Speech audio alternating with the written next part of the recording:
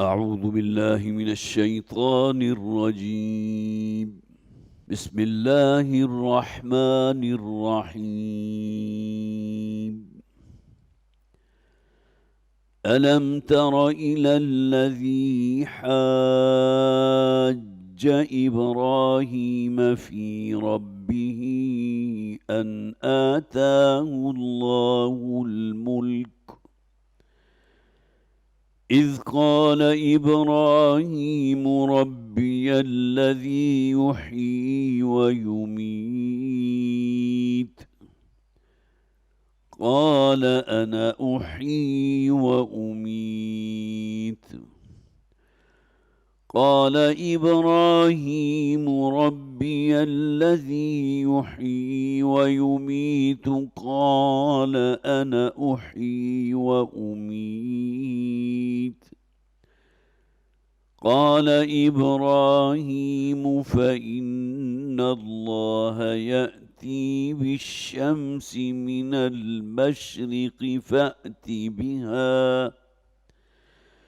فأت بها من المغرب فبهت الذي كفر والله لا يهدي القوم الظالمين. أو كالذي مر على قرية وهي خاوية على عروشها قال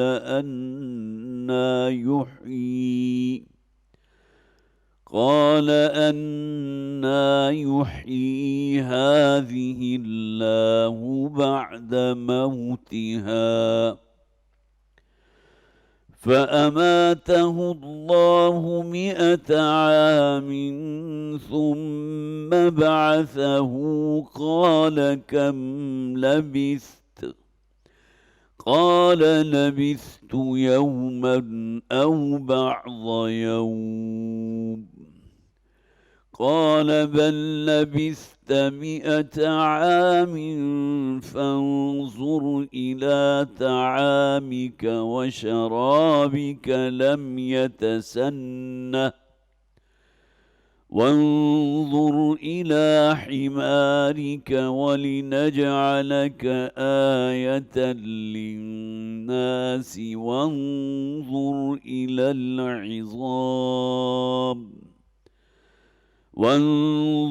إلى العظام كيف ننشزها ثم نكسوها لحما فلما تبين له قال أعلم أن الله على كل شيء قدير. وإذ قال إبراهيم رب أرني كيف تحيي الموتى قال أولم تؤمن قال بلى ولكن ليطمئن قلبي قال فخذ 4 من الطير فصرهن إليك ثم اجعل على كل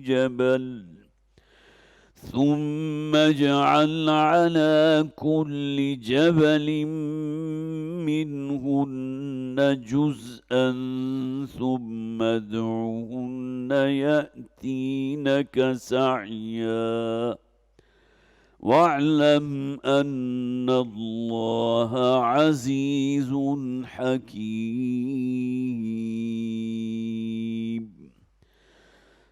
صدق الله العظيم. رب اشرح لي صدري ويسر لي أمري واحلل عقدة من لساني يفقهوا قولي.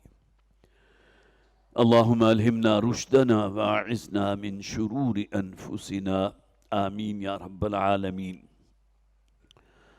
हज़रात, पिछली इतवार को कुरान हकीम की आयात की सरदार आयतुल कुर्सी का हमने मुताला किया था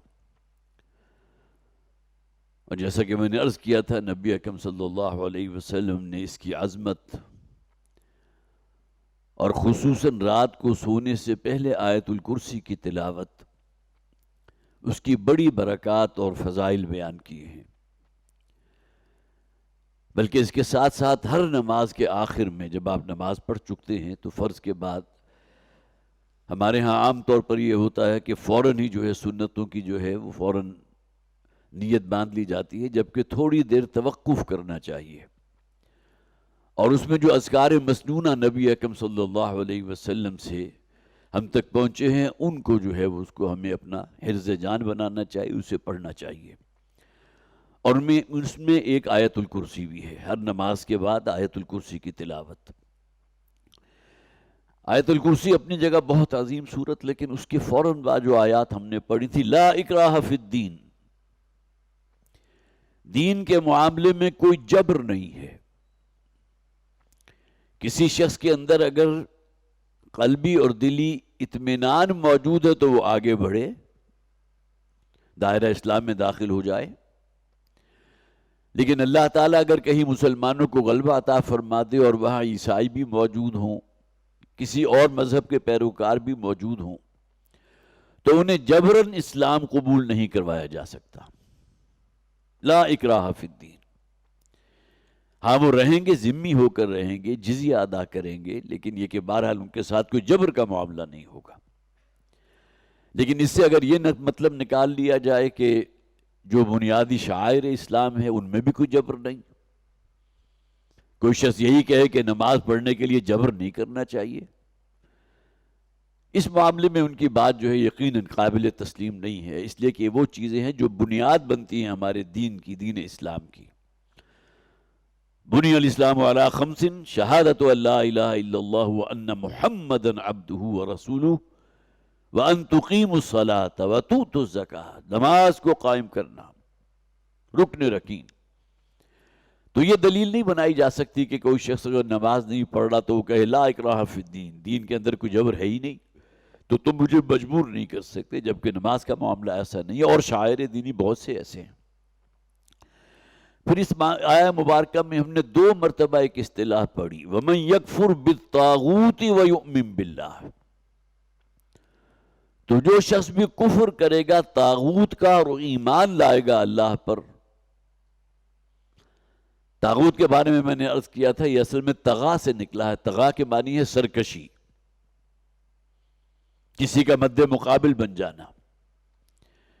جیسا کہ نبی اکرم صلی اللہ علیہ وسلم نے ایک بار اپنے بارے میں کہا تھا اس حوالے سے، جب کسی صحابی نے یہ کہہ دیا ما شاء اللہ و ما شئت، اے نبی جو آپ چاہیں اور اللہ چاہے۔ اب یہاں مشیت جو ہے وہ خالصتاً اللہ کا کام ہے، اللہ کا فعل ہے، ما شاء اللہ، جو اللہ چاہے وہ ہوگا۔ ہمارے چاہے کچھ نہیں ہو سکتا جب تک کہ اللہ نہ چاہے۔ وما تشاءون الا ان یشاء اللہ، تم چاہ ہی نہیں سکتے، تمہارے چاہے کچھ ہو ہی نہیں سکتا جب تک کہ اللہ نہ چاہے۔ تو کسی صحابی کی زبان سے یہ نکل گیا ما شاء اللہ و ما شئت، جو اللہ چاہیں اور جو اے نبی صلی اللہ علیہ وسلم، حضور مخاطب تھے، جو آپ چاہیں۔ تو حضور نے بڑے سخت الفاظ استعمال کیے، اجعلتنی للہ ندن، کیا تم نے مجھے اللہ کا مد مقابل بنا دیا؟ تو گویا کہ اس سے بڑا اور شرک کیا ہوگا کہ انسان مشیت میں اللہ کے ساتھ کسی اور کو بھی اسی جگہ پہنچا دے جو اللہ کی مشیت، جو آپ کی مشیت۔ تو ند کسے کہتے ہیں؟ شریک کو، مد مقابل کو۔ تو حضور نے فرمایا کیا تم نے مجھے اللہ کا مد مقابل بنا دیا؟ تو طاغوت کے الفاظ جو قرآن استعمال کرتا ہے، ہر قسم کی وہ کام جو شیطانی کام ہے وہ بھی طاغوت ہے، اور ایک بہت بڑا طاغوت ہمارے اندر موجود ہے، ہمارا نفس۔ ان النفس لامارۃ بالسوء، یہ نفس جو ہے وہ تو برائی کا، سرکشی کا، اللہ کی بغاوت کا حکم دیتا ہے، اس جانب راغب کرتا ہے۔ تو وَمَن يَكْفُرْ بِالطَّاغُوتِ وَيُؤْمِن بِاللَّهِ، جو طاغوت کا انکار کرے گا، نفی طاغوت کی پہلے ہے، وَيُؤْمِن بِاللَّهِ، اور ایمان رکھتا ہو اللہ پر، فَقَدْ اسْتَمْسَكَ بِالْعُرْوَةِ الْوُثْقَىٰ، تو یہ وہ شخص ہے جس نے ایک بہت مضبوط کنڈے کو پکڑ لیا۔ لیکن یہاں ایمان سے مراد پھر وہ دل کے یقین والا ایمان ہے، اعتماد توکل اللہ کی ذات پر. آمنت باللہ کما ہوا باسمائہ وصفاتہ وقبلت جمیع احکامہ، جیسا کہ وہ اپنے اسماء میں ہے، جیسا کہ اپنی صفات میں ہے، اور اس کے تمام احکامات اور فرامین کو میں قبول کرتا ہوں. اقرار باللسان و تصدیق بالقلب، ایمان کے یہ دو اجزاء ہیں. زبان کے ذریعے آپ اقرار کریں گے کلمہ شہادت، اور دل میں یقین کی کیفیت. تو وَمَن يُؤْمِن بِاللَّهِ فَقَدْ اسْتَمْسَكَ بِالْعُرْوَةِ الْوُثْقَىٰ، جو شخص بھی اللہ پر ایمان کا حق ادا کرتا ہے تو اس نے تو ایک بہت مضبوط حلقے اور کنڈے کو اپنے ہاتھ میں پکڑ لیا. پھر آگے فرمایا وَالَّذِينَ كَفَرُوا أَوْلِيَاهُمُ الطَّاغُوتُ، اور وہ لوگ جو کفر کے اوپر ہٹ درمی کے ساتھ، اصرار اور ضد کے ساتھ اسی پر اڑے رہتے ہیں، تو ان کے رفیق اور ان کے دوست پھر شیطان بن جاتے ہیں. طاغوت یہاں شیطان کے لیے آیا.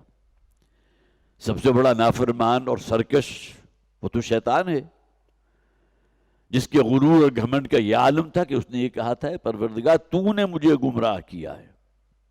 اللہ کے سامنے کھڑے ہو کر کہا رب بما اغویتنی، اب میں اس کا بدلہ یوں چکاؤں گا کہ تیری جو بھی اولاد آدم ہوگی جس پر لازم ہے کہ وہ تیرا ہی کہنا مانے، تیرے فرامین پر عمل کریں، ان کو میں بہکاؤں گا، اور اکثریت وہ ہوگی جن کو اپنے پیچھے لگا لوں گا. اور وہ اپنے دعوے میں سچا نکلا. جیسا کہ میں نے بارہا عرض کیا ہے کہ انسانوں کی عظیم اکثریت جو ہے وہ شیطان کے نقش پا کی پیروکار ہے، اس میں کوئی شک نہیں. اب اگلا جو رکوع ہم پڑھنے چلے ہیں آج، اس میں اصل میں 3 واقعات کا ذکر ہے. جیسا کہ میں نے پہلے عرض کیا تھا، اگرچہ سورہ بقرہ کے 10 رکوع مسلسل ہم نے پڑھے، طویل ترین فرد قرار داد جرم بنی اسرائیل پر، یہودیوں پر، لیکن آگے اسی سورہ مبارکہ میں جا بجا ان کے مختلف جو بھی واقعات ہیں، جن کے احوال ہیں، ان کا ذکر آ رہا ہے. الم تر الی الذی حاج ابراہیم فی ربہ ان آتاہ اللہ الملک، کیا نبی صلی اللہ علیہ وسلم واحد کا صیغہ ہے، کیا آپ نے دیکھا یا غور کیا اس شخص کے بارے میں جس نے ابراہیم علیہ السلام سے جھگڑا کیا تھا ان کے رب کے بارے میں، ان آتاہ اللہ الملک، اس بنیاد پر کہ اللہ نے اسے بادشاہی اور حکومت عطا کر دی. یہاں تمام مفسرین کے نزدیک جو شخصیت مراد ہے وہ ہے نمرود کی شخصیت. حضرت ابراہیم علیہ السلام کی ولادت ہوئی تھی عراق میں، اور عراق کا دارالخلافہ جو تھا وہ بابل تھا. جہاں آج کوفہ موجود ہے وہ جگہ بابل تھی، بیبلینیا. تو یہاں حضرت ابراہیم علیہ السلام کی پیدائش ہوئی، اور اس کے بعد پھر انہوں نے ہجرت کی تھی اور پھر آگے تھے فلسطین کے علاقے میں. کافی طویل سفر انہوں نے اختیار کیا تھا. تو اس وقت وہاں کی جو حکومت تھی، یا یہ کہ جو بادشاہ تھا، وہ نمرود کہلاتا تھا. نمرود اصل میں کسی شخص کا نام نہیں ہے، بلکہ عراق کے جتنے بھی بادشاہ ہوتے تھے وہ نماردہ کہلاتے ہیں. نمرود کی جمع نماردہ ہیں. جس طرح مصر میں جو بھی بادشاہ آیا اسے فرعون کہا گیا، انہیں فراعنہ کہتے ہیں. فرعون کی جمع فراعنہ. لہٰذا ہر بادشاہ کا نام جو ہے فرعون ہے. فرعون اول ہے، دوم ہے، سوم ہے، رمسس ہے، پھر اس کا بیٹا وہ بھی فرعون ہے، لیکن اس کے نام کے ساتھ کوئی اضافہ ہو گیا، لاحقہ لگ گیا. یہی معاملہ جو ہے، یہ جو نماردہ ہیں وہ گویا کہ عراق کے جو بادشاہ ہوتے تھے انہیں نماردہ کہا جاتا تھا. ان میں سے ایک بادشاہ ہے نمرود، کہ حضرت ابراہیم علیہ السلام کا جو دور تھا اس میں یہ بادشاہ وہاں حکمران تھا. اس بات کو ذہن میں رکھیے کہ حضرت ابراہیم علیہ السلام کا ذکر قرآن حکیم میں بہت سے مقامات پر ہے، اور سب سے بڑھ کر یہ کہ ایک پوری سورت سورہ ابراہیم حضرت ابراہیم علیہ السلام کے نام سے موسوم. کم و بیش 50-60 مرتبہ حضرت ابراہیم علیہ السلام کا نام قرآن میں استعمال ہوا. سورہ بقرہ کا جتنا حصہ بھی ہم نے پڑھا ہے اس میں کم سے کم 3-4 مرتبہ ذکر آ چکا. وَإِذِ ابْتَلَىٰ إِبْرَاهِيمَ رَبُّهُ بِكَلِمَاتٍ فَأَتَمَّهُنَّ، یاد کرو اس وقت کو کہ جب کہ ابراہیم کے رب نے ابراہیم کو آزمایا بڑے بڑے امتحانات کے ذریعے، اور وہ سب میں کامیاب ہوئے. تفصیل یہاں جو ہے میں بیان نہیں کروں گا، اس لیے کہ پھر اپنی جگہ وہ بہت وقت لے لے گا. تو حضرت ابراہیم علیہ السلام وہ انبیاء میں سے وہ شخصیت ہیں. یہ الفاظ قرآن میں کسی اور نبی کے لیے استعمال نہیں ہوئے. حد یہ ہے کہ نبی اکرم صلی اللہ علیہ وسلم کے لیے بھی استعمال نہیں ہوئے، جو فرمایا گیا انی جاعلک للناس اماما، امام الناس، تمام انسانوں کے پیشوا اور امام حضرت ابراہیم علیہ السلام۔ پھر اسی طرح خلیل اللہ کے الفاظ حضرت ابراہیم علیہ السلام کے لیے، واتخذ اللہ ابراہیم خلیلا، ابراہیم علیہ السلام کو تو اللہ تعالیٰ نے اپنا دوست بنا لیا تھا۔ پھر اس کے ساتھ ہی اسوہ حسنہ کے الفاظ، قد کانت لکم اسوۃ حسنۃ فی ابراہیم، اسوہ حسنہ یا نبی اکرم صلی اللہ علیہ وسلم کے لیے اصطلاح استعمال ہوئی ہے یا حضرت ابراہیم علیہ السلام کے لیے؟ اے مسلمانوں، تمہارے ابراہیم کی زندگی میں ایک مکمل اور بھرپور نمونہ موجود۔ پھر درود ابراہیمی جو ہر نماز میں ہم التحیات کے بعد جو آخر میں سلام پھیرنے سے پہلے جو درود پڑھتے ہیں، درود ابراہیمی ہے۔ اللہم صلی علی محمد وعلی آل محمد کما صلیت علی ابراہیم وعلی آل ابراہیم، ریفرنس کس کا؟ حضرت ابراہیم علیہ السلام کا۔ تو یہ تمام چیزیں وہ ہیں کہ جس کی وجہ سے حضرت ابراہیم علیہ السلام کو ایک امتیازی حیثیت حاصل ہے، قرآن حکیم اس پر گواہ ہے۔ تو الم تر الی الذی حاج ابراہیم فی ربہ ان آتاہ اللہ الملک، کیا غور کیا اس شخص کے بارے میں، وہ نمرود جو بادشاہ وقت تھا، اس وقت عراق کا حکمران، جس نے ابراہیم علیہ السلام سے جھگڑا کیا تھا اور مباحثہ کیا تھا اس کے رب کے بارے میں، ان آتاہ اللہ الملک، اس بنیاد پر کہ اللہ نے اسے بادشاہت دے دی تھی۔ وہ غرور اور فرعونیت اس کے اندر پیدا ہوئی کہ اللہ کے انتہائی جلیل القدر پیغمبر کو اور اپنے دربار میں بلا کر ان کے ساتھ مباحثہ اور مباحثہ کر رہا ہے۔ مباحثہ بھی ہے، مجادلہ بھی ہے، جھگڑا بھی ہے، یہ تمام چیزیں اصطلاح وہیں آ گئی، حاج ابراہیم۔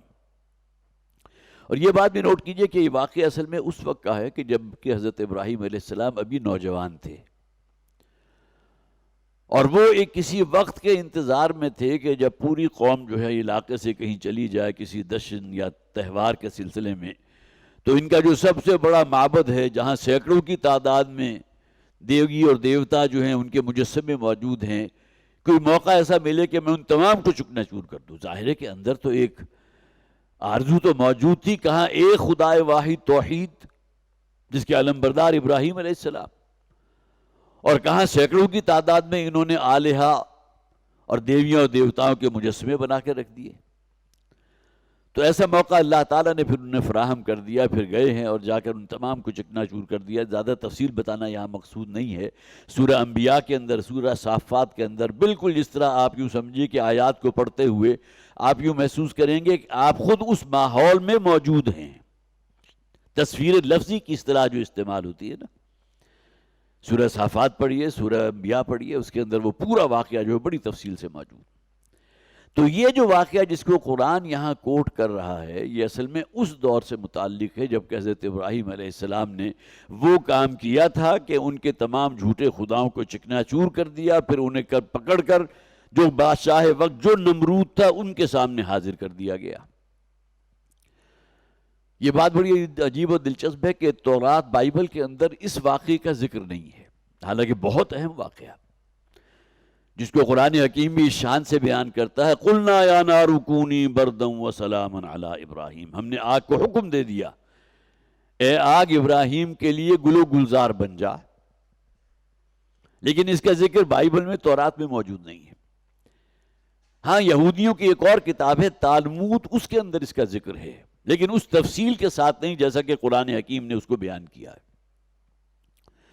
تو الم تر الی الذی حاج ابراہیم فی ربہ ان آتاہ اللہ الملک، کہ آپ نے غور کیا اس شخص کے بارے میں، اس بادشاہ نمرود کے بارے میں جس نے جھگڑا کیا تھا ابراہیم علیہ السلام سے، اس کے رب کے بارے میں، اس بنیاد پر اس سرکشی اور مد مقابل بن کر کھڑا ہو گیا کہ اللہ نے اسے بادشاہت عطا کی تھی۔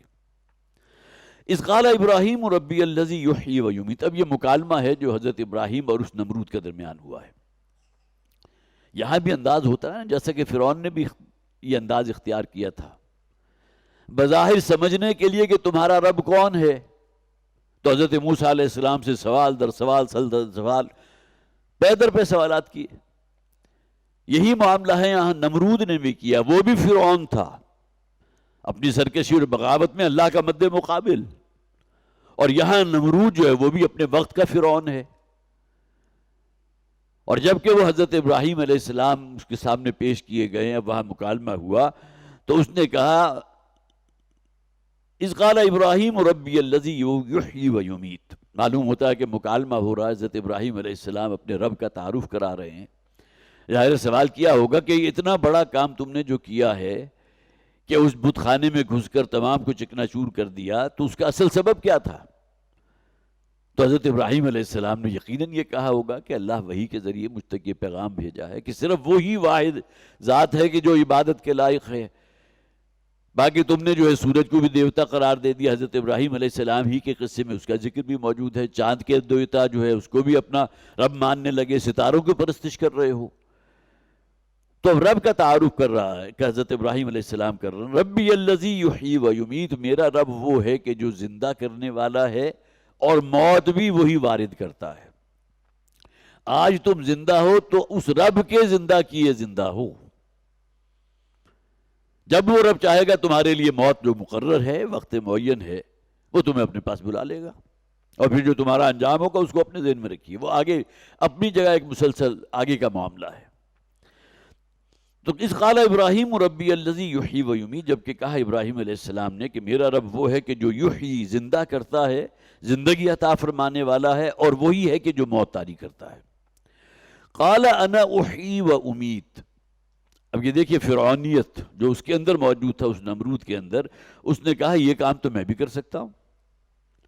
اور اپنی دانش میں اب یہاں اسرائیلی روایات ہیں کہ جو ہماری رہنمائی کرتی ہیں، اور ممکن ہے کسی حدیث میں بھی اس کا ذکر موجود ہو، اس لیے کہ تقریباً تمام ہی مفسرین نے اس واقعے کا ذکر کیا ہے اپنی تفسیر کے اندر کہ اس نے ایک ایسے شخص کو جس کے بارے میں موت کا فیصلہ ہو چکا تھا، سزائے موت، اسے دربار میں طلب کیا اور اسے آزاد کیا اور کہا دیکھیں میں نے اس کو زندہ کر دیا، زندگی عطا کر دی. اور ایک شخص بالکل بے گناہ جو معصوم کہیں بازار میں چل پھر رہا تھا، اسے پکڑا اور اس کو جو ہے سولی پر چڑھا دیا، اسے پھانسی چڑھا دیا. کہا دیکھو زندہ کرنا اور موت دینا یہ تو میرا اختیار بھی ہے. انا احیی و امیت. اگر تم اسے خدائی صفت سمجھتے ہو تو یہ صفت تو میرے اندر بھی موجود ہے. اگر تمہارا رب جو ہے وہ زندگی عطا کرنے والا ہے اور موت طاری کرنے والا ہے تو یہ کام تو میں بھی کر سکتا ہوں. انا احیی و امیت. قال ابراہیم فإن اللہ یأتی بالشمس من المشرق فأت بها من المغرب. دیکھیے ایک جواب یہ بھی ہو سکتا تھا، ایک تفسیر کا میں مطالعہ کر رہا تھا، اس میں یہ ذکر کیا گیا کہ حضرت ابراہیم علیہ السلام فوراً یہ جواب دے سکتے تھے کہ جس شخص کو تم نے قتل کر دیا اسے دوبارہ زندہ کر کے دکھاؤ. بڑا منطقی سوال تھا نا. تم کہتے ہو زندہ کرنا اور مارنا میرے اختیار میں ہے، تو ایک شخص کو تم نے جو بے گناہ تھا اسے تم نے قتل کر دیا، اور ایک آزاد شخص کو، ایک شخص کے جس کے لیے موت مقرر ہو چکی تھی، اس کو تم نے جو ہے وہ گویا کہ زندگی عطا کر دی. تو یہ بھی تو کام کرو نا، جسے تم نے قتل کیا اسے زندہ کر دو. لیکن حضرت ابراہیم علیہ السلام نے یہ سوال نہیں کیا، بلکہ اس کا جواب کیا دیا؟ فإن اللہ یأتی بالشمس من المشرق. میرا رب تو وہ ہے اللہ جسے میں اپنا رب مانتا ہوں، وہ ہے کہ جو سورج کو مشرق سے برآمد کرتا ہے. فأتی بہا من المغرب. تمہارے اندر اگر خدائی کا دعویٰ ہے تو تم کسی دن اسے مغرب سے طلوع کر کے دکھا دو. اب یہ وہ چیز ہے جو انسان کا عام مشاہدہ ہے، اور یہ مشاہدہ سب کو معلوم ہے یہ کام صرف رب ہی کر سکتا ہے، کوئی انسان نہیں کر سکتا، خواہ وہ خدائی کا دعوے دار ہو. فرعون نے بھی کہا تھا انا ربکم الاعلی، میں ہوں تمہارا رب اعلیٰ. تو حضرت ابراہیم علیہ السلام نے کمال حکمت سے وہ جواب دیا، یا آپ اسے یہ کہہ سکتے ہیں کہ وہ چیلنج اس کے سامنے پیش کیا جو وہ کر ہی نہیں سکتا تھا، جس کے لیے آگے الفاظ آ گئے فَبُہِتَ الَّذِي كَفَرَ. با ہا اور تا کا مادہ عربی زبان میں آتا ہے بالکل حیران اور ششدر رہ جانا، لاجواب ہو جانا، جسے آپ کہتے ہیں نا بغلیں جھانکنے لگا وہ شخص.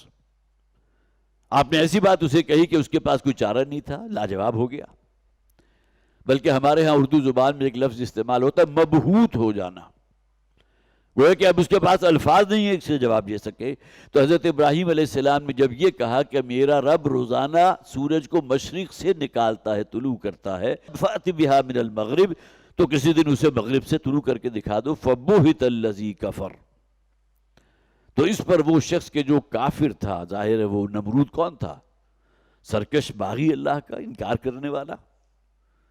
اسی کے تحت وہ نظام تھا نا کہ بڑے بڑے جو ہے جسے آپ کہیے بت خانے بھی موجود تھے، جن میں سے ایک بت خانے میں حضرت ابراہیم علیہ السلام گئے اور تمام بتوں کو جو ہے چکنا چور کر دیا، جس کا ذکر قرآن میں جیسا کہ میں نے پہلے بھی عرض کیا تھا موجود ہے. فَبُهِتَ الَّذِي كَفَرَ، تو مبہوت ہو کر رہ گیا، لاجواب ہو گیا، ششدر اور حیران اور پریشان ہو گیا کہ اس سوال کا جواب کیا دے کہ کسی دن اس سورج کو مغرب سے طلوع کر کے دکھا دو.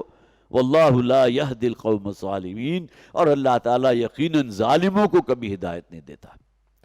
معلوم ہوتا ہے کوئی شخص اپنی بغاوت اور سرکشی میں اس حد تک پہنچ جائے جہاں سے وہ واپس نہ پلٹ سکتا ہو، جسے ہم کہتے ہیں عام طور پر پوائنٹ آف نو ریٹرن، وہاں سے واپسی کا کوئی امکان نہیں. جو شخص وہاں تک پہنچ جائے تو پھر وہ تو گویا کہ ظالم ہیں. فَقَدْ ضَلَّ ضَلَالًا بَعِيدًا، وہ تو گمراہی نہیں بلکہ بہت دور کی گمراہی میں جا پڑا. اب دوسرا واقعہ ہے جس کا تعلق ایک نبی سے ہے. ان کا ذکر جو ہے تورات میں موجود ہے، اگرچہ نبی کا نام جو ہمارے ہاں مفسرین نے جس کو کہا ہے وہ حضرت عزیر علیہ السلام ہے. آپ کو معلوم ہے تقریباً سینکڑوں برس قبل حضرت مسیح علیہ السلام کی ولادت سے بخت نصر نامی ایک شخص تھا کہ جس نے سلطنت روما کو جو ہے پاش پاش کر دیا تھا، اور خاص طور پر بیت المقدس کی تو اینٹ سے اینٹ بجا دی تھی. لاکھوں کی تعداد میں وہاں جو یہودی آباد تھے ان کو لے گیا اپنے ساتھ کیپٹیوز کی حیثیت سے، اور لاکھوں کی تعداد میں لوگوں کو قتل کیا.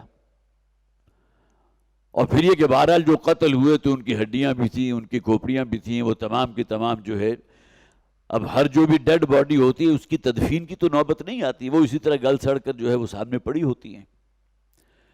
تو حضرت عزیر علیہ السلام کا جو اگرچہ بعد کے دور میں ہیں لیکن یہ کہ ان کا ذکر ہوا، تمام مفسرین نے اس واقعے کو جو ہے بڑی تفصیل سے بیان کیا. اگرچہ تورات میں بھی واقعہ موجود ہے لیکن وہاں ان کا نام جو ہے حزقیل علیہ السلام ہے، اس لیے کہ ان کے نزدیک وہ اللہ کے نبی تھے. نام اگرچہ ان کا نہ کسی حدیث میں موجود نہ قرآن حکیم میں موجود. حزقیل ان کے نام سے جو واقعہ تورات کے اندر موجود ہے چیپٹر نمبر 1 اور اس میں آیات 11 سے 1 سے لے کر 11 تک، وہ کافی حد تک ملتا جلتا ہے اسی واقعے سے کہ جو ان آیات میں قرآن حکیم میں بیان کیا گیا. لیکن اس کی تفصیل یہ ہے کہ حضرت عزیر علیہ السلام کا گزر ایسی بستی سے ہوا جہاں سینکڑوں ہزاروں کی تعداد میں انسانوں کی ہڈیاں، کھوپڑیاں اور یہ تمام اعضاء پسلیاں جو ہیں وہ پڑی ہوئی تھیں. اور پھر یہ کہ ان کے جو گھر جو تھے وہ بھی اپنی چھتوں کے اوپر جو ہے وہ اوندے پڑے ہوئے تھے، معلوم ہوتا زمین بوس ہو چکے تھے. الفاظ ابھی ہم پڑھ لیں گے. تو وہاں سے گزرتے ہوئے حضرت عزیر علیہ السلام کے دل میں ایک خیال آیا، انا یحیی ھذہ اللہ بعد موتھا، کیا کبھی یہ شہر دوبارہ آباد ہو سکتا ہے؟ یہاں یقیناً اتنی جو انسانی ہڈیاں پڑی ہوئی ہیں تو بہت ہی جسے آپ کا یہ بستا ہوا شہر ہوگا، بڑی رونق ہوگی، یہاں زندہ انسان جو ہے چل پھر رہے ہوں گے، بازار بھی ہوں گے، گہما گہمی بھی ہوگی. کیا کبھی دور دوبارہ آ سکتا ہے ایسا کہ یہاں پھر دوبارہ شہر آباد ہو جائے؟ الفاظ ابھی ہم پڑھیں گے، واضح ہو جائے گی بات. تو اللہ تعالیٰ نے پھر انہیں ایک تجربہ کرایا. ظاہر ہے کہ وہ نبی تھے حضرت عزیر علیہ السلام، ان کا ذکر اگرچہ قرآن میں موجود نہیں لیکن بعض مقامات پر غائب کے صیغے میں محسوس ہوتا ہے کہ انہی کا ذکر ہو رہا، حضرت عزیر علیہ السلام. تو اللہ تعالیٰ نے 100 سال تک کے لیے ان کے اوپر ایک طویل نیند طاری کر دی، جیسا کہ معاملہ اصحاب کہف کا بھی ہوا تھا. ان کے اوپر وہ نیند تقریباً 300 برس طاری رہی تھی. تو حضرت عزیر 100 برس سوتے رہے حالت نوم میں، لیکن ایسا نہیں ہوا کہ ان کا جسم گل سڑ گیا ہو اور ہڈیاں جو ہیں اسی طرح جیسا کہ انہوں نے مشاہدہ کیا تھا ان ہڈیوں کا جو بالکل سوکھی ہوئی ہڈیاں تھیں، ایسی بات نہیں ہوئی، بلکہ وہ زندہ رہے لیکن حالت نوم میں رہے، سوتی ہوئے. اس کے بعد اب وہ جب بیدار ہوئے تو اللہ تعالیٰ نے انہیں ایک مشاہدہ کرایا کہ جس سواری پر، جس گدھے کے اوپر وہ سوار تھے، وہ تو بالکل ایسے تھا گویا کہ وہ کوئی شے اس کی باقی نہیں تھی سوائے سوکھی ہوئی ہڈیوں کے. لیکن ایک ترتیب کے ساتھ وہ بھی زمین کے اوپر پڑی ہوئی تھی. معلوم ہوتا ہے کہ جب اس کی موت ہوئی ہوگی اس گدھے کی تو وہ بیٹھی ہوئی حالت میں ہوگا، اور اسی حالت میں اس کی تمام بونز جو ہیں وہی موجود تھی. اور حضرت عزیر یہ سمجھ رہے تھے کہ شاید جس کا ذکر آگے آ بھی جائے گا کہ شاید میں صرف ایک دن شاید سویا ہوں، زیادہ دیر کی بات نہیں. لیکن جب اپنے گدھے کو دیکھا اور اس کا یہ حشر دیکھا تو انہیں یقین ہو گیا کہ بہت کوئی طویل عرصہ جو ہے میں اس حالت میں رہا. اور دوسری طرف ان کا جو کھانا تھا خود بھی بالکل بھلے چنگے تھے، 100 سال کے اندر اگر کوئی ڈیڈ باڈی ہو تو اس کے بھی اجزاء جو ہے بالکل ختم ہو جاتے ہیں، لیکن وہ خود بھی بالکل صحیح تھے۔ اور ساتھ ہی ان کے ساتھ جو توشہ دان تھا جس کے اندر ان کا کھانے پینے کا سامان تھا، وہ پانی کے اندر بھی کسی قسم کی کوئی بسانت پیدا نہیں ہوئی، اور اسی طرح جو کھانا تھا وہ بالکل تر و تازہ تھا۔ یہ مشاہدہ حضرت عزیر کو پھر اللہ تعالیٰ نے کرایا، جن کی زبان یا دل میں یہ بات آ گئی تھی کہ یہ بستی کہ جو ہزاروں انسانوں پر مشتمل تھی، جن کی ہڈیاں جو ہے وہ بالکل گلی سڑی اور سوکھی ہوئی ہڈیاں اس وقت موجود ہیں، کیا اللہ تعالیٰ قادر ہے کہ ان کو دوبارہ زندہ کر دے؟ اب یہ پورا واقعہ ہے کہ جو ان آیات کے اندر بیان ہو رہا ہے۔ فرمایا او کالذی مر علی قریۃ وہی خاویۃ علی عروشها، یا مثال ہے اس شخص کی، یہاں اصل میں وہی الفاظ علم ترى جیسے کہ ہم نے پچھلی آیت میں پڑھے تھے، علم ترى الی الذی حاج ابراہیم، وہی الفاظ ہیں علم ترى الی الذی مر علی قریۃ۔ یہاں بھی حضرت ابراہیم علیہ السلام، کیا تم حضور سے خطاب ہے کہ کیا آپ نے غور کیا اس شخص کے بارے میں کہ جس کا گزر ہوا ایک ایسی بستی پر وہی خاویۃ علی عروشها، جو تباہ و برباد تھی، علی عروشها، عرش اصل میں کہتے ہیں بلندی کو، کوئی شے جو زمین سے بلند ہو وہ عرش کہلاتی ہے، ایک اللہ کا عرش بھی ہے۔ وسع کرسیہ السماوات والارض، جس کے بارے میں ابھی پچھلے ہی درس میں ہم نے آیت الکرسی میں الفاظ پڑھے تھے، اس کا تخت، اس کا عرش، اس کی کرسی جو ہے وہ اس زمین و آسمان ان سب سے بڑی ہے، محیط ہے ان پر۔ تو عرش بلند جگہ کو کہتے ہیں، تو مراد یہ ہے کہ گویا کہ جس کی گھر کی بھی کوئی چھت ہوگی وہ بلند ہے، لہذا جسے ہم کہتے ہیں کہ اگر کوئی زلزلہ آئے یا کوئی عذاب آئے تو وہ چھت زمین بوس ہو گئی، وَهِيَ خَاوِيَةٌ عَلَىٰ عُرُوشِهَا، جبکہ وہ ڈھے پڑی تھی، اوندھی پڑی ہوئی تھی وہ پوری بستی اپنی چھتوں کے بل، جس طرح کوئی انسان سر کے بل گر پڑتا ہے۔ یہی معاملہ ان مکانات کا ہوا تھا کہ جہاں وہ لوگ آباد تھے جن کی گلی سڑی ہڈیاں وہاں موجود تھی، اور پوری بستی کوئی ایک مکان بھی سلامت نہیں تھا، بلکہ وہ اپنی چھتوں کے بس جو ہے وہ زمین بوس تھی۔ قال انا یحیی ہذہ اللہ بعد موتہا، اس پر پھر کہا حضرت عزیر علیہ السلام نے، یہاں ان کا نام نہیں آ رہا لیکن جیسا کہ میں نے عرض کیا تمام مفسرین نے اتفاق ہے یہاں مراد حضرت عزیر ہیں۔ اب حضرت عزیر علیہ السلام کو بھی یہودیوں کا ایک قبیلہ تھا کہ جس نے اللہ کا بیٹا قرار دیا تھا، اس پر ہی قرآن گواہ ہے کہ حضرت عیسیٰ علیہ السلام کو بھی اللہ کا بیٹا قرار دیا، وقالت الیہود عزیر ابن اللہ۔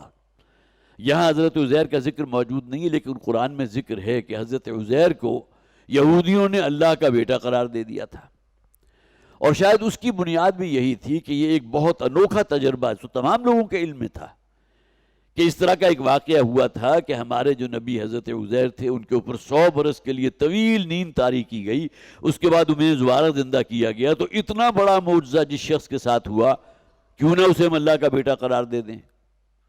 لہٰذا ایک منطقی سی بات جو ہے کسی طرح جڑتی بھی ہے کہ حضرت عزیر کو جو اللہ کا بیٹا قرار دیا تو ان کا ذکر یہاں موجود ہے کہ 100 برس کی طویل نیند اور اس کے بعد جب اٹھے، اور یہ پھر الگ بات ہے جس کا قرآن ذکر نہیں کرتا کہ پھر وہی بستی اللہ تعالیٰ نے پھر دوبارہ آباد کر دی۔ بعض لوگوں کا یہ خیال ہے، اس سے پہلے جو ہم نے ایک واقعہ پڑھا تھا نا جس میں ہزاروں کی تعداد کا ذکر تھا کہ وہ نکلے تھے اپنے گھروں سے، اپنی موت کے اندیشے تھے، پھر اللہ تعالیٰ نے سب کے اوپر موت طاری کر دی، پھر انہیں دوبارہ زندہ کیا۔ 2 رکوع پہلے ہم وہ واقعہ پڑھ چکے ہیں، یہ بھی تاریخ بنی اسرائیل کا اہم واقعہ تھا۔ بعض لوگوں کے مراد کے نزدیک یہ واقعہ جو یہاں بیان کیا گیا اس کا تعلق اسی کے ساتھ ہے، لیکن ایک اکثر مفسرین نے اس کو بالکل الگ واقعہ قرار دیا۔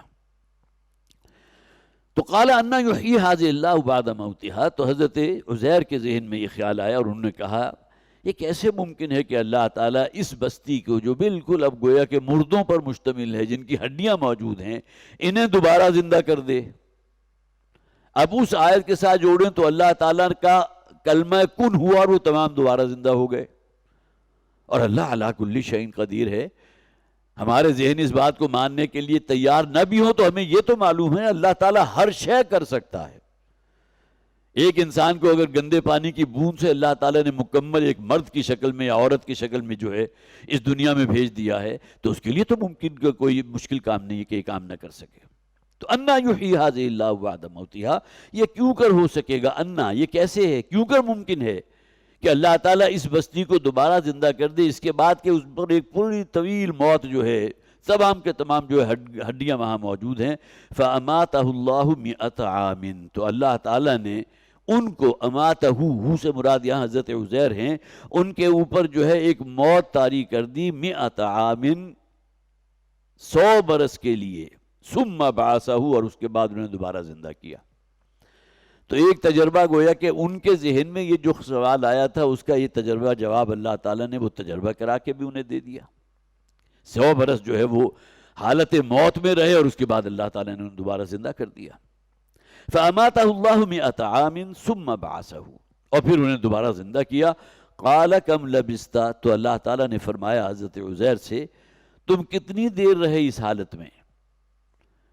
گویا کہ ان کی نگاہوں کے سامنے ان کی جو سواری والا گدھا تھا وہ تو ہڈیوں کا پنجر ان کا موجود، لیکن ان کا کھانا تر و تازہ تھا، وہ خود بھی بھلے چنگے تھے. بالکل اسی طرح جس طرح کوئی شخص تھوڑی دیر سونے کے بعد اٹھتا ہے تو جو کیفیت سونے سے پہلے اس کی ہوتی ہے وہی بعد کی بھی ہوتی ہے. انہیں تو اندازہ نہیں تھا کہ 100 برس کا عرصہ بیت چکا ہے. 100 برس میں تو 2-3 نسلیں گزر چکی ہوتی ہیں. تو ان سے جب سوال کیا اللہ تعالیٰ نے قال کم لبثت، کتنا عرصہ تم رہے اس حالت میں.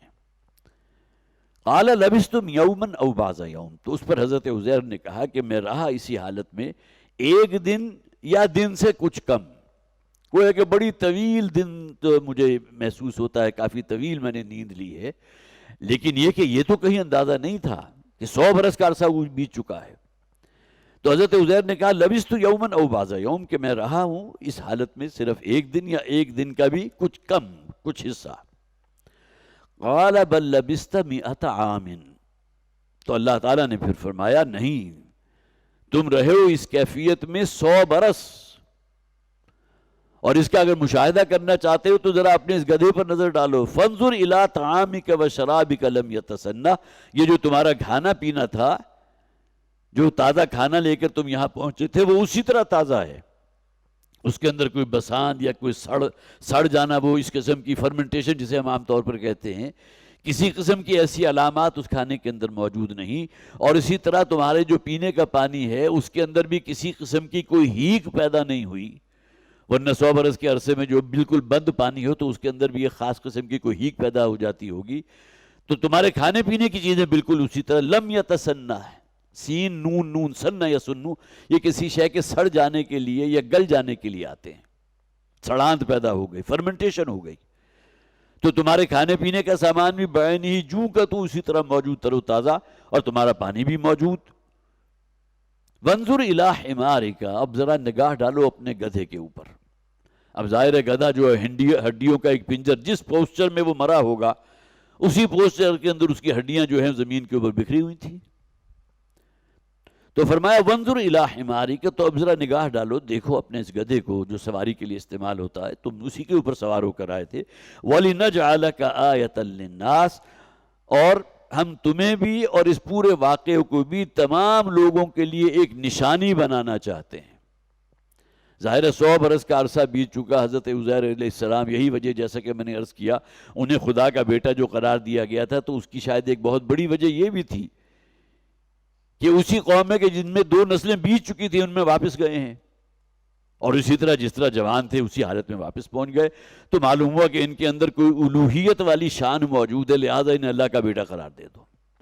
اور جیسا کہ میں نے عرض کیا قرآن اس پر گواہ ہے کہ یہودیوں کے اندر ایک سیکٹ ایسا ہے کہ جنہوں نے حضرت عزیر کو اللہ کا بیٹا قرار دیا. وقالت الیہود عزیر ابن اللہ، تاکہ ہم تمہیں، اور پھر یہ کہ یہ جو پورا واقعہ ہے اسے وَلِنَجْعَلَكَ آیَةً لِلنَّاسِ، تاکہ تمہیں بھی ایک لوگوں کے لیے ایک بہت بڑی نشانی بنا دے. 100 برس کے بعد تم واپس پلٹو اور بالکل اسی طرح جس طرح یہاں سے گئے تھے، جبکہ وہاں جو لوگ موجود ہوں گے ان کی 2 نسلیں بھی بیت چکی ہوں گی. وانظر الی العظام کیف ننشزها، اب ذرا دیکھو اپنے گدھے کو کہ اس کی جو ہڈیاں ہیں، عظم کہتے ہیں ہڈی کو، عظام اس کی جمع ہے. جس طرح ہمیں معلوم ہے کہ انسانی جسم کے اندر بھی 306 ہڈیاں یا 360 ہڈیاں، اب تو بھول گیا، یہ عام طور پر سوال بچوں سے کیا جاتا تھا کہ انسانی جسم میں کتنی ہڈیاں ہیں، تو 306 ہیں یا 360 ہیں. تو اسی طرح گدھے کے جسم کے اندر بھی اس سے کچھ زیادہ ہی ہڈیاں ہوں گی. تو ذرا دیکھو ہڈیوں کو. وانظر الی العظام کیف ننشزها، اب ذرا دیکھو ان ہڈیوں کو کس طرح ہم انہیں آپس میں جوڑتے ہیں. یہاں ننشزها، انشز ینشز آتا ہے کسی شے کا اٹھ کھڑے ہونا. وہ ڈھانچہ جو اس وقت کھڑا ہوا تھا، معلوم ہوتا ہے کہ تمام ہڈیاں اپنی جگہ سے ہلی ہیں. اٹھنے کے لیے بھی تو انسان کو پوسچر چینج کرنا پڑتا ہے نا، انشد ینشد، اٹھ کھڑے ہونا. تو اسی طرح وہ ڈھانچہ جو ہے وہ اٹھ کھڑا ہوا، اس معنی میں کہ وہ تمام ہڈیاں ایک دوسرے کے ساتھ بالکل اسی طرح جڑ گئیں جس طرح نیچرلی طبعی طور پر جڑی ہوتی ہیں. اللہ کا کلمہ کن ہے نا. یہ سب کا سب جو ہے یہ خود بخود نہیں ہو رہا تھا، یہ سب اللہ تعالیٰ مشاہدہ کرا رہے ہیں حضرت عزیر علیہ السلام کو. تو وانظر الی العظام کیف ننشزھا، تو ذرا دیکھو ان ہڈیوں کو کہ کیسے ہم انہیں باہم جوڑ دیتے ہیں، انہیں اٹھاتے ہیں اور ہل جل کر جو ہے ادھر ادھر سے ہو کر وہ پورا ایک جو ہے وہ ڈھانچہ بن جاتا ہے. ثم نکسوہا لحما، اور اس کے بعد نکسوہا، گوشت چڑھاتے ہیں ان پر. انکسے انکسو، کسی شے کو کوئی شے پہنا دینا، اڑا دینا، کسی شے کو لپیٹ دینا. جس طرح آپ کو معلوم ہے انسانی ہڈیاں جو ان کے اوپر بھی گوشت لپٹا ہوا ہوتا ہے. ہماری بڑی مرغوب غذا ہوتی ہے جوائنٹس.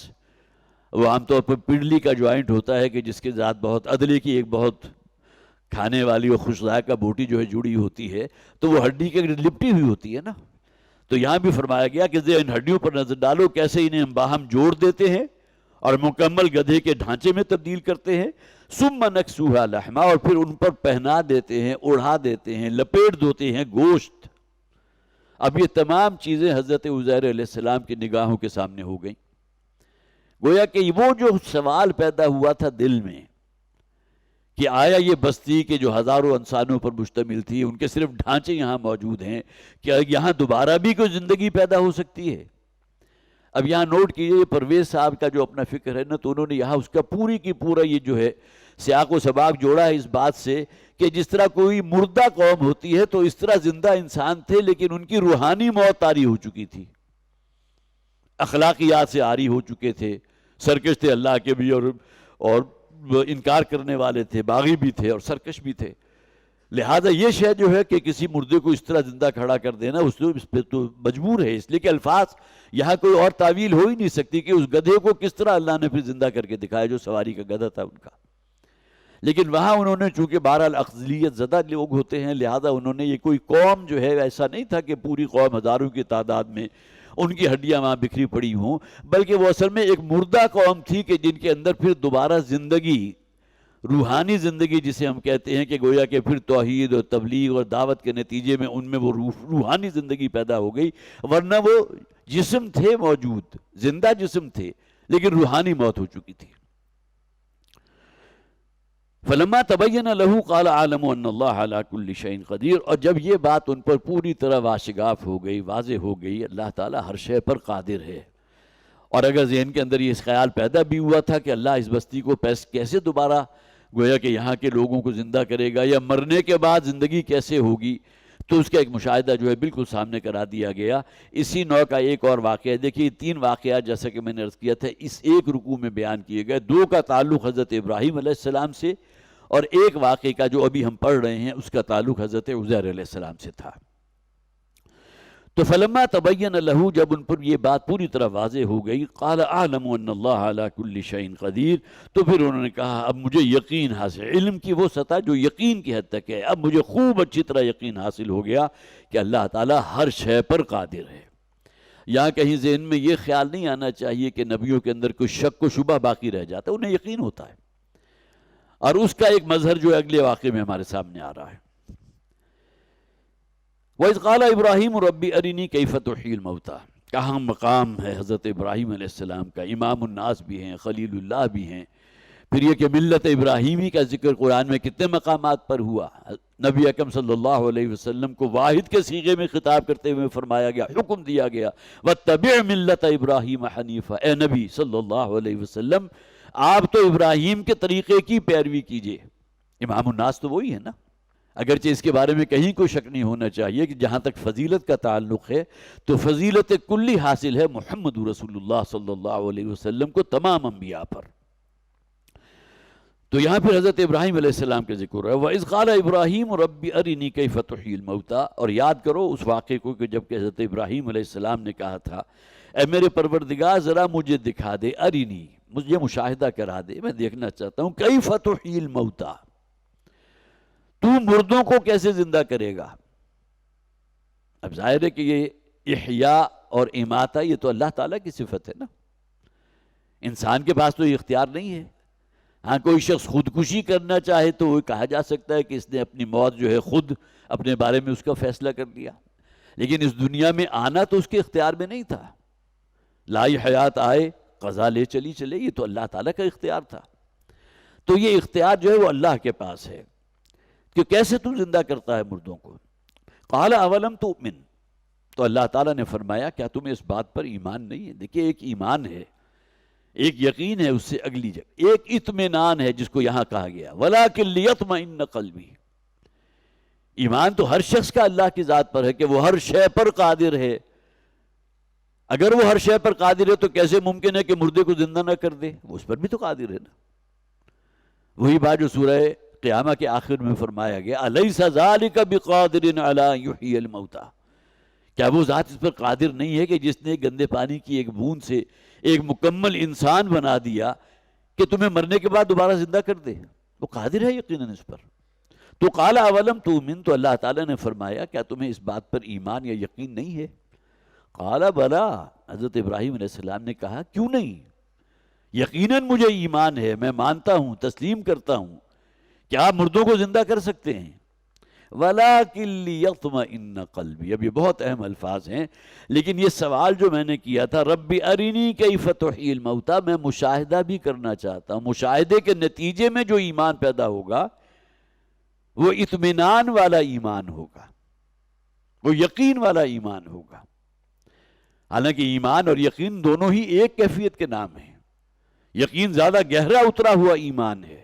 وَبِالْآخِرَةِ هُمْ يُوقِنُونَ، آخرت پر تو ایمان ان کا یقین کے درجے والا ہوتا ہے۔ تو وَلَٰكِن لِيَطْمَئِنَّ قَلْبِي، پروردگار یقیناً مجھے ایمان ہے، میں مانتا ہوں کہ تو مردوں کو زندہ کر دے گا، لیکن ذرا اپنا اطمینان قلب بھی چاہتا ہوں۔ اطمینان قلب گویا کہ مشاہدہ اگر مجھے کرا دیا جائے گا تو یقیناً وہ میرے اندر وہ یقین پیدا ہو جائے گا جو میرے یقین کو اطمینان اور سکون تک لے جائے گا۔ اور یہی وجہ ہے کہ غیب میں سے بہت سی چیزیں ایسی ہوتی ہیں کہ جس کے پردے اللہ تعالیٰ انبیاء اور رسول کے لیے ہٹا دیتا ہے۔ اول تو فرشتے کا آنا ہر نبی یا رسول تک، وہ بھی تو غیب کی بات ہے نا۔ فرشتہ تو غیبی وجود ہے، وہ نور کی شکل میں بھی آ سکتا ہے، انسان کی شکل میں بھی آ سکتا ہے۔ نبی اکرم صلی اللہ علیہ وسلم کے پاس حضرت دحیہ کلبی کی شکل میں حضرت جبرائیل بعض اوقات آئے ہیں، وہی لے کر انسانی شکل میں آئے۔ تو وَلَٰكِن لِيَطْمَئِنَّ قَلْبِي، یہ اطمینان قلب میں عرض کر رہا تھا۔ تو غیب کے بہت سے پردے اللہ تعالیٰ نبی اور رسول کے لیے ہٹا دیتا ہے۔ حضرت موسیٰ علیہ السلام نے بھی خواہش تو ظاہر کی تھی نا، ربی ارینی انظر الیک، اے پروردگار مجھے دکھا دے، میں تجھے دیکھنا چاہتا ہوں۔ تو اللہ تعالیٰ نے فرمایا تم تحمل نہیں کر سکتے میرا دیدار، یا مجھے اگر دیکھو گے تو انسانی آنکھ جو ہے اس کے اندر وہ صلاحیت نہیں ہے کہ میری تاب لا سکے۔ ہاں میں اپنا ایک جلوہ ڈالتا ہوں اس پہاڑ پر، کوہ طور پر، اس کو ذرا دیکھو۔ اور جیسے فلما تجلی ربہ للجبل جعلہ دکا وخر موسیٰ صاعقا، اللہ تعالیٰ نے جب ایک تجلی اپنا ایک پرتو ڈالا اس پہاڑ پر تو وہ پھٹ گیا اور ریزہ ہو گیا۔ تو حضرت موسیٰ علیہ السلام بھی بے ہوش ہو کر گر پڑے۔ اس واقعے کا ذکر قرآن میں موجود۔ تو وہاں بھی وہی اطمینان قلب تھا کہ ابھی تک شرف ہم کلامی جو حاصل ہو رہا ہے پروردگار تیرے کے ساتھ۔ کلیم اللہ کون ہے؟ حضرت موسیٰ علیہ السلام نے، جن سے اللہ نے کلام فرمایا۔ تو یہ شرف ہم کلامی جو مجھے حاصل ہو رہا ہے، میں اس سے آگے بڑھ کر دیدار کرنا چاہتا ہوں تیرا۔ تو وہ واقعہ وہاں جو ہے بڑی تفصیل سے بیان ہو گیا۔ تو وَلَٰكِن لِيَطْمَئِنَّ قَلْبِي، اسی طرح نبی اکرم صلی اللہ علیہ وسلم کو شب معراج جو ہے بہت سے ایسے تجربات کرائے گئے ہیں کہ جہنم والوں کے ساتھ کیا سلوک ہوگا اور جنت میں کیسی کیسی نعمتیں ملیں گی۔ وہ حوض کوثر جو ہے اس کا بھی دیدار کرایا گیا نبی اکرم صلی اللہ علیہ وسلم کو، جسے پھر حضور نے اپنی الفاظ کے اندر بیان کیا جو طویل احادیث کے اندر موجود ہے۔ تو وَلَٰكِن لِيَطْمَئِنَّ قَلْبِي قَالَ فَخُذْ أَرْبَعَةً مِّنَ الطَّيْرِ، تو اللہ تعالیٰ نے فرمایا کہ ٹھیک ہے پھر 4 پرندے حاصل کر لو۔ کچھ روایات ہیں، ممکن ہے احادیث میں بھی ذکر موجود ہے، لیکن یہ 4 پرندے جو ہیں، مور بھی ہے اس میں، ایک برغ ہے، ایک کوا ہے اور ایک کبوتر ہے، یہ 4 پرندے ان کا ذکر آتا ہے، لیکن بعد میں کچھ اور پرندے بھی اس میں شامل کیے ہیں۔ بہرحال یہاں کون سے پرندے تھے، کیا تعداد تھی، یہ شے مراد نہیں ہے۔ اللہ تعالیٰ کی قدرت کاملہ کا ایک ظہور کہ جس کا تجربہ کرایا گیا حضرت ابراہیم علیہ السلام کو۔ قال فخذ 4 من الطیر، تو اللہ تعالیٰ نے فرمایا 4 پرندے حاصل کرو، فصرہن الیک، اور پھر انہیں اپنے ساتھ جو ہے وہ مانوس کر لو. اور یہ چاروں پرندے ایسے ہیں کہ جو اگرچہ کوا تو کبھی بھی مانوس نہیں ہوتا، لیکن مور جو ہے وہ بھی، جس سے آپ کہیے کہ ان میں آ جاتا ہے کہ جو اشاروں کے پر قریب بھی آ جاتا ہے. اسی طرح مرغ جو ہے وہ بھی پالتو ہوتے ہیں. اسی طرح کبوتر جو ہے وہ بھی انسان کے اس میں بس میں ہوتا ہے کہ اس کو اپنی طرف بلا سکے. تو وہ کہ جو جن کے اندر گویا کہ کچھ نہ کچھ انسیت موجود ہوتی ہے جو انسان کے قریب آ جاتے ہیں. فَصُرْهُنَّ إِلَيْكَ، پھر انہیں اپنے سے کچھ مانوس کر لو کہ وہ تم سے خائف نہ ہوں، تمہارے بلانے پر تمہاری طرف لپ کے چلے آئیں. ثُمَّ جَعَلَ عَلَى كُلِّ جَبَلٍ مِّنْهُنَّ جُزْءًا. اب یہاں محذوف ہے، پھر ان چاروں کو ذبح کرو اور ان کے گوشت کے جو ہے مختلف ٹکڑے کرو اور اس گوشت کو بھی آپس میں مکس کر دو، جس میں مور بھی ہے اور اسی طرح مرغ بھی ہے اور پھر کبوتر بھی ہے، پھر کوا بھی ہے. ان تمام گوشتوں کو آپس میں مکس کر کے آگے آ جائیں گے الفاظ. اس کے بعد 4 چٹانیں یا 4 جو بھی وہاں ریتلی جگہ ہوگی، جو کوئی بلند جگہ ہوگی، ان کے اوپر اس گوشت کو رکھ دو.